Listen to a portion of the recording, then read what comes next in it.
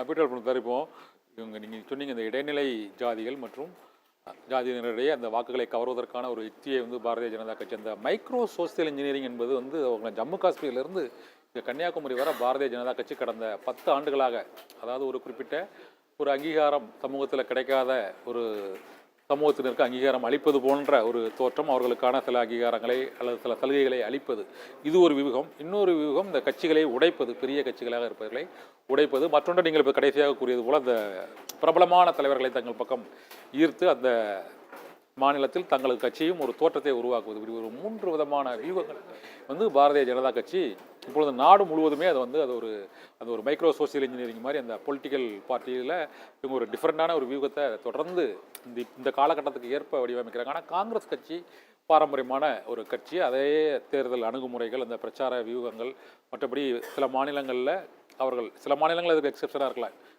ஆந்திரா மற்றும் கர்நாடகாவில் அது கொஞ்சம் மாறி இருக்கு. ஆனால் மற்ற வட மாநிலங்களை பொறுத்தவரை பாரதிய ஜனதா கட்சிக்கு நிகராக இணையாக காங்கிரஸ் கட்சியின் வியூகங்கள் இருப்பதா நினைக்கிறீங்களா சார்? அதாவது பாஜக வந்து ஒரு மதம் சார்ந்த மத அடையாளங்கள் சார்ந்த ஒரு அரசியலை முன்னெடுத்திருக்கிறது. அது வந்து எல்லா இடத்துலையும் வந்து மதத்தை தான் நீங்க சொன்ன அந்த 3-4 வகைகளோடு இப்பொழுது சில கிராமப்புறங்களில என்ன செய்கிறார்கள் என்று சொன்னால், சிறு நகரங்கள் கிராமங்களில அந்த இருக்கின்ற இந்து கோவில்கள் ஆலயங்கள் அங்கே உள்ளே போய் அதை உளவார பணி செய்கிறோம் என்று முதலில் ஆரம்பிப்பார்கள். கோவிலை சுத்தம் செய்கிறோம், அதற்கு வந்து இளைஞர்களை கூப்பிடுவார்கள். அதற்கு பிறகு திருவிளக்கு பூஜை என்று நடத்துவார்கள். பிறகு சில இடங்களிலே வந்து ஒரு சமூக பாரம்பரிய அடையாளமான ஒரு சிலம்பம், கும்மி, இதை போன்ற விளையாட்டுகளை நாங்கள் ஊக்குவிக்கிறோம், பரிசு போட்டி வைக்கிறோம், கோல போட்டி வைக்கிறோம் அப்படின்னு சொல்லி பெண்களை வந்து முதல்ல வந்து ஆலயத்திற்குள்ள கொண்டு வந்து அவர்களை வந்து ஒரு கூட்டமாக சேர்த்து அவர்களை அடிக்கடி கூடுவதற்கான அந்த கூடுகைகளுக்கு ஏற்பாடு செய்கிறார். அந்த கூடுகைகள் நடக்கின்ற போதே அவர்களிடம் வந்து பல்வேறு விதமான கருத்துக்களை பிரச்சாரம் செய்வது. இதை போல நம்முடைய இந்து சமூகத்து பெண்களை வந்து இஸ்லாமிய இளைஞர்கள் கடத்தி கொண்டு போய் விட்டார்கள், நாடுல சில வெளிநாடு ISIS-க்கெல்லாம் கொண்டு போயிட்டாங்க, பல இடங்கள்ல வந்து இந்துக்கள் வந்து எத்தனை பெண்களை வேணாலும் கல்யாணம் செஞ்சுக்கலாம், அவங்க ஜனத்தொகை வந்து வெகுவாக பரவி இந்து மக்களை விட அதிகமாக போகிறது, நம்முடைய இருந்த ப்ராப்பர்ட்டி நம்முடைய இருந்த சொத்துக்களை எல்லாமே இந்துக்கள் அபகரித்து கொண்டார்கள். இதை போல கற்பனை கதைகளை சொல்லுகின்ற போது அவர்களுக்கு வந்து அதை பற்றிய மாற்று விளக்கம் தருவதற்கு அவர்களுக்கு அந்த வாய்ப்பும் இல்லை, அதற்கான முயற்சிகளை தமிழகத்தில் உள்ள அரசியல் கட்சிகள் மேற்கொள்ளவும் இல்லை. ஆகவே அந்த பெண்கள் வந்து அந்த மதவயப்பட்ட பிரச்சாரத்திலே ஈடுபடுத்தப்பட்டு அவர்கள் கொஞ்சம் கொஞ்சமாக பாஜகவினுடைய வாக்கு வங்கிகளாக மாற்றுகிற பணிகளை அவர்கள் செய்து கொண்டிருக்கிறார்.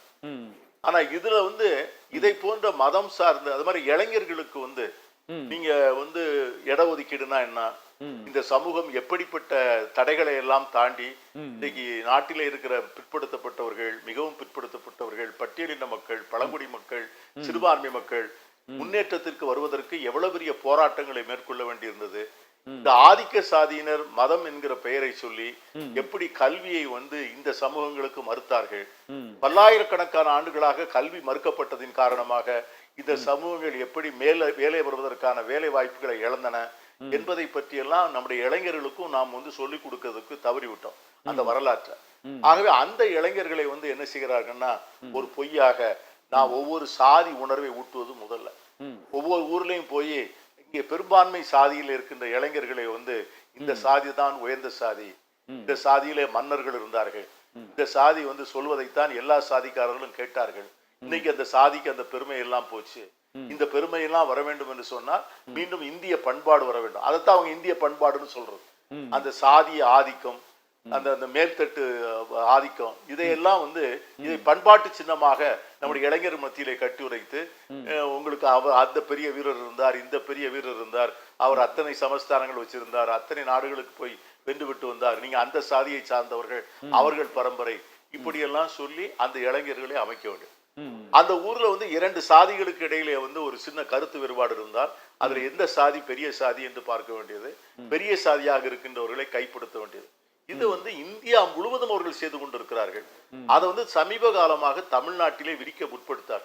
ஆனா தமிழ்நாட்டில் என்ன நடந்தது என்றால் இங்க இருக்கிற வந்து ஏற்கனவே இந்த மண் வந்து பெருந்தலைவர் வந்து காமராஜர், தந்தை பெரியார், அண்ணா, கலைஞர் போன்ற தலைவர்களால் வந்து பண்படுத்தப்பட்டு சமூக நீதியினுடைய முக்கியத்துவத்தை உணர்ந்த மக்களாக இருப்பதாலும் இடஒதுக்கீட்டு போன்ற சமூக நலன் சார்ந்த நடைமுறைகளுடைய பயன்களை அடைந்தவர்கள் என்பதாலும் இப்படிப்பட்ட தலைவர்கள் தந்த கல்வி அறிவு வெளிச்சத்தாலும் இந்த சமூகத்தில் இருக்கின்ற ஒரு தரப்பினர் இதை வந்து எதிர்த்தார்கள்.